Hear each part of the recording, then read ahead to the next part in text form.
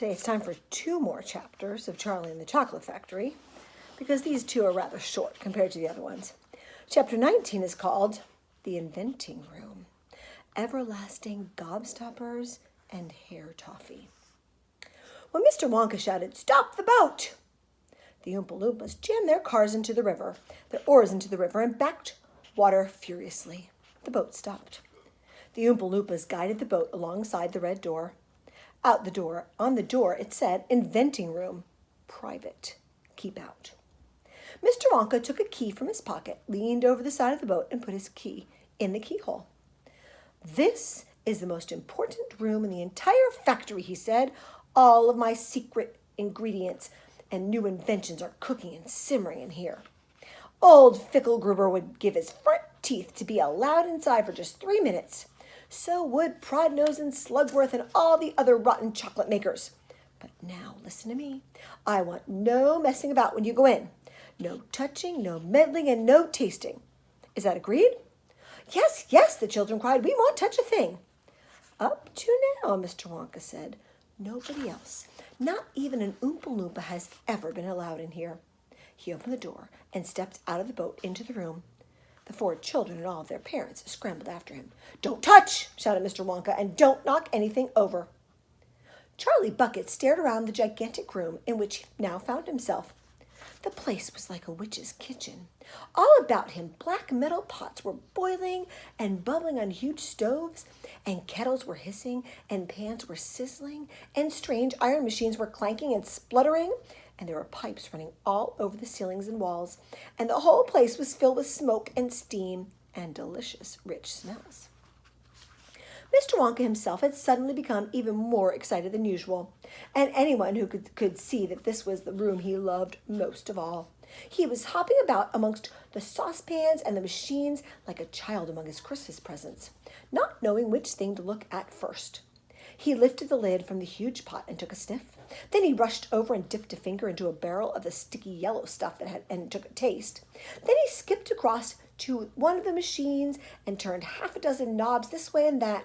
Then he peered anxiously through the glass door of a gigantic oven, rubbing his hands and crackling with delight at what he saw inside. Then he ran over to another machine, a small, shiny affair that kept going foot, foot, foot, foot, foot, foot, foot. And every time it went foot, a large green marble dropped out of it into a basket on the floor. At least it looked like a marble. Here's what his workshop looks like. That's pretty crazy, isn't it?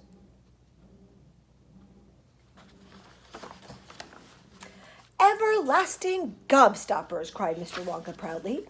"They're completely new. I'm inventing them for children who are given very little pocket money. You can put an everlasting gobstopper in your mouth, and you can suck it and suck it and suck it and suck it and suck it, and it will never get any smaller." "It's like gum," cried Violet Beauregard. "It is not like gum," Mr. Wonka said. "Gum is for chewing, and if you tried chewing one of these gobstoppers here, you'd break your teeth off. But they taste terrific, and they change color once a week, and they never get any smaller. They never disappear. Never. At least, I don't think they do. That's one of them being tested this very moment in the testing room next door. An Oompa Loompa is sucking it. He's been sucking it for very nearly a year now without stopping, and it's still just as good as ever. Now over here," Mr. Wonka went on, skipping excitedly across the room to the opposite wall, "over here I'm inventing a completely new line in toffees." He stopped beside a large saucepan. The saucepan was full of thick, gooey, purplish treacle, boiling and bubbling. By standing on his toes, little Charlie could just see inside of it. "That's hair toffee," cried Mr. Wonka. "You can eat just one tiny bit of that, and in exactly half an hour, a brand new, luscious, thick silk, beautiful crop of hair will start growing all out of the top of your head, and a mustache, and a beard." "A beard?" cried Veruca Salt. "Who wants a beard, for heaven's sakes?" "It would suit you quite well," said Mr. Wonka, "but unfortunately the mixture is not quite right. I've got it too strong. It works too well. I tried it on an Oompa Loompa yesterday in the testing room, and immediately a large beard started shooting out of his chin, and the beard grew so fast, soon it was trailing all over the floor in a thick, hairy carpet. It was growing faster than we could cut it. In the end, we had to use a lawnmower to keep it in check. but I'll get the mixture right soon. And when I do, there'll be no excuse anymore for little boys and girls going about with bald heads. But Mr. Wonka, said Mike TV, little boys and girls never do go about with... Don't argue, my dear child. Please don't argue, cried Mr. Wonka. It's such a waste of precious time. Now over here, if you'll step this way, I will show you something I'm terrifically proud of. Oh, do be careful. Don't knock anything over. Stand back. And chapter 20 is called The Great Gum Machine. Uh-oh. I think I know who's going to like this one. Mr. Wonka led the party over to a gigantic machine that stood in the very center of the inventing room. It was a mountain of gleaming metal that towered high above the children and their parents. Out of the very top of it, there sprouted hundreds and hundreds of thin glass tubes. And the glass tubes all curled downwards and came together in a bunch and hung suspended over an enormous round tub as big as a bath. Here we go, cried Mr. Wonka, and he pressed 3 different buttons on the side of the machine. A second later, a mighty rumbling sound came from inside of it, and the whole machine began to shake most frighteningly, and steam began hissing out of it all over.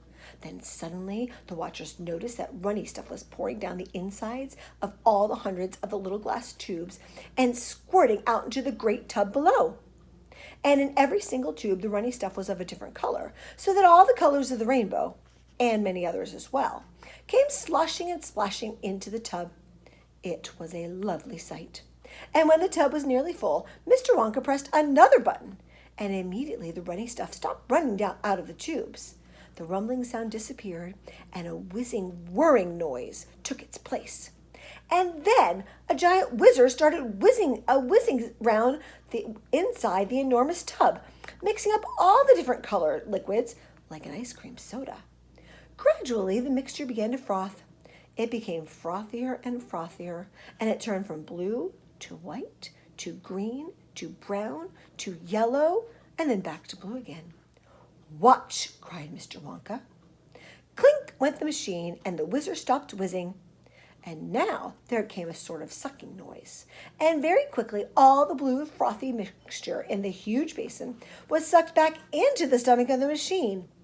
There was a moment of silence again. Then suddenly the machine let out a monstrous, mighty groan, and in the same moment a tiny drawer, no bigger than a drawer in a slot machine, popped out of the side of the machine, and in the drawer there lay something so small and thin and gray that everyone thought it must be a mistake. The thing looked like a little strip of gray cardboard. And here's that machine.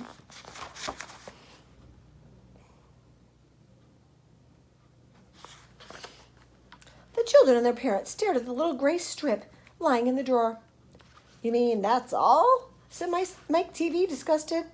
That's all, answered Mr. Wonka, gazing proudly at the result. Don't you know what it is? There was a pause. Then suddenly, Violet Beauregard, the goofy gum-chewing girl, let out a yell of excitement. By gum, it's gum, she shrieked. It's a stick of chewing gum. Right you are, cried Mr. Wonka, slapping Violet hard in the back. It's a stick of gum.